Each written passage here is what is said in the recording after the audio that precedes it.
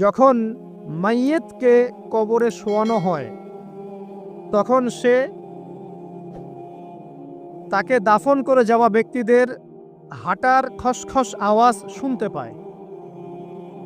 এরপরে তাকে যখন শুইয়ে দেওয়া হয়, সে যদি মুমিন ব্যক্তি হয় তাহলে তার মাথার দিকে তার সলাত এসে দাঁড়িয়ে যায়।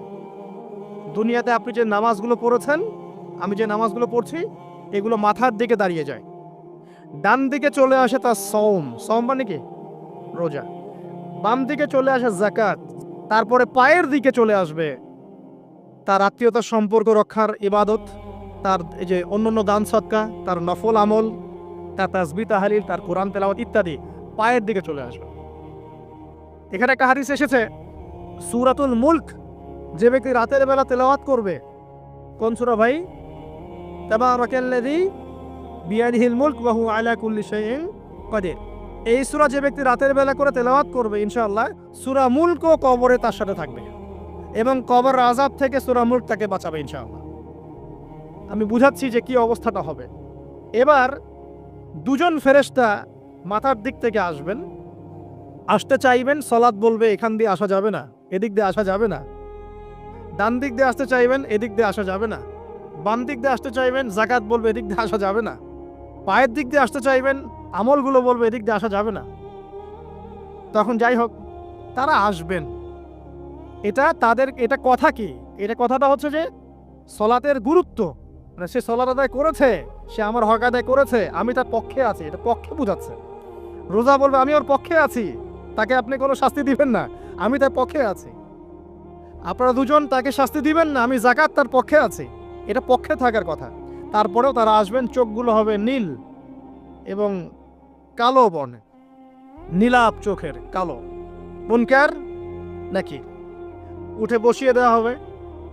এবার তিনটা প্রশ্ন। প্রথমে প্রশ্ন হচ্ছে কি? মান রব্বুক, তোমার রবকে? তখন মুমিন বান্দা বুক ফুলিয়ে বলবে রব্বি আল্লাহ, আমার রবকে আল্লাহ।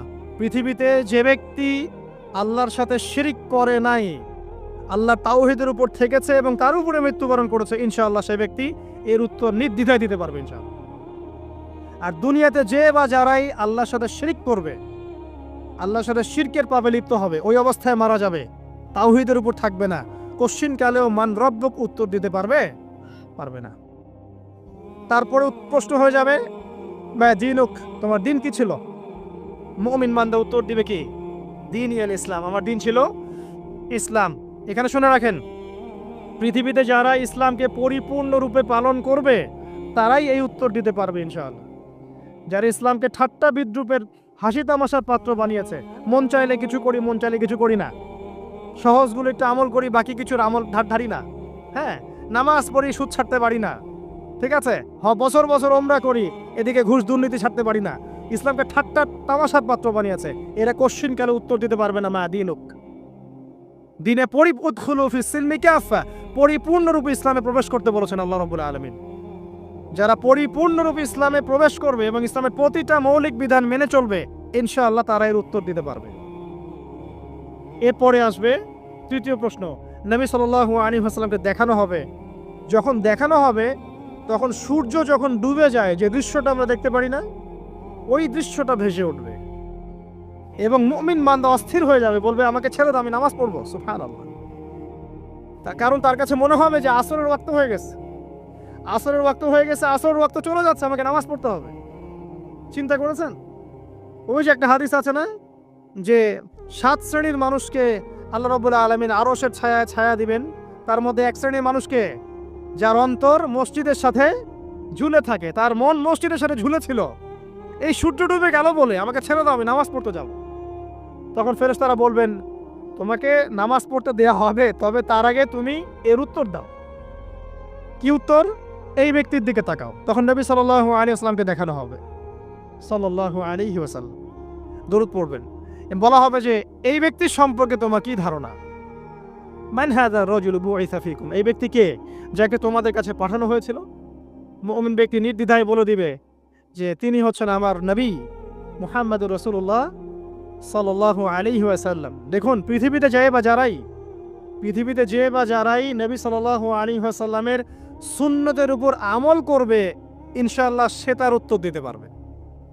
দুনিয়াতে যারা নবীর সুন্নতের 5 পয়সা পরোয়া করছে না, তার আদর্শের 5 পয়সা দাম দিচ্ছে না, তারা কোশ্চিনকালে উত্তর দিতে পারবে না। নাম হতে পারে আব্দুর রহমান, আব্দুর রহিম, নবীর সুন্নতের ধার ধারে না, তারা উত্তর দিতে পারবে না। তো নবীর সুন্নতের গুরুত্ব কত গভীর, এটা আমাদেরকে এখান থেকে বুঝতে হবে। তাই প্রিয় যুবক ভাইরা, মুসলিম ভাইরা, আমাদের জীবনটাকে নবীর আদর্শ এবং সুন্নতে ঢেলে সাজাতে হবে। সকাল থেকে সন্ধ্যা পর্যন্ত প্রতিটা কাজ করব কার তরিকায়? রাসূলের তরিকায়। নামাজ পড়বো তার তরিকায়, রোজা, সিয়াম, হজ, জাকাত, আমল, মুআমালাত, আখলাক সব কার তরিকায়? নবী সাল্লাল্লাহু আলাইহি ওয়াসাল্লামের তরিকা অনুযায়ী ইনশাআল্লাহ। আল্লাহ পাক তৌফিক এনায়েত করুন, আমিন। এবার ফেরেশতা দুজন জিজ্ঞাসা করবেন অবাক হয়ে যে তুমি কিভাবে এটা জানলে? তুমি কিভাবে এই 3টা প্রশ্নের উত্তর দিতে পারলে? কারণ বেশিরভাগ মানুষ তো উত্তর দিতে পারবে না। বেশিরভাগ মানুষই এই উত্তর দিতে পারবে না, কারণ কিয়ামতের মাঠে 1999 জন মানুষ জাহান্নামে যাবে, নাউজুবিল্লাহ। তো এটা কঠিন পরীক্ষা। আল্লাহ রাসূল সাল্লাল্লাহু আলাইহি ওয়াসাল্লাম বলেছেন যে নিশ্চয়ই তোমাদেরকে এখানে পরীক্ষায় ফেলা হবে, আর তোমরা যদি এই পরীক্ষা জেনে তোমাদের মৃতদেরকে দাফন করা থেকে বিরত না থাকতে, তাহলে আমি তোমাদেরকে শুনিয়ে দিতাম কবরে কেমন পরীক্ষা হয়। মানে যদি আমরা শুনতে পারতাম যে কবরে কেমন পরীক্ষা হয়, আমরা ভয়ে আমাদের মৃতদেরকে দাফন পর্যন্ত করতাম না। এটা নবীজি বলছেন সাল্লাল্লাহু আলাইহি ওয়াসাল্লাম। তাকে জিজ্ঞাসা করা হবে যে তুমি কিভাবে জানলে এটা? বেশিরভাগ মানুষ তো পারে না উত্তর দিতে। তখন সেই ব্যক্তি বলে বসবে, সেই ব্যক্তি বলবে যে করাতু কিতাব আল্লাহ, আমি আল্লাহর কিতাব এই কোরআন পড়েছি। মুমিন বলবে আমি আল্লাহর কোরআন পড়েছি, ফাআমানতু বিহি, আমি এর উপর ঈমান এনেছিলাম, ওয়া সাদ্দাকতু, এবং সত্যায়ন করেছিলাম। সুবহানাল্লাহ। অতএব দুনিয়াতে যারা দ্বীনের জ্ঞান অর্জন করছে না, কোরআন পড়ছে না, হাদিস পড়ছে না, পড়াশোনার চেষ্টা করছে না, জানার চেষ্টা করছে না, কবরে পাওয়ার পর ডিফিকাল্ট আছে। এটা একটা অন্যতম প্রশ্ন। আমরা কিন্তু মনে করি 3টা প্রশ্ন হচ্ছে, আসলে প্রশ্ন হচ্ছে কয়টা? 4টা। 3টার পরে আরো একটা এক্সট্রা। কিভাবে জানলে? তো উত্তর দিচ্ছে আমি আল্লাহর কিতাব পড়েছি, ঈমান এনেছি, সত্যায়ন করেছি। সুবহানাল্লাহ।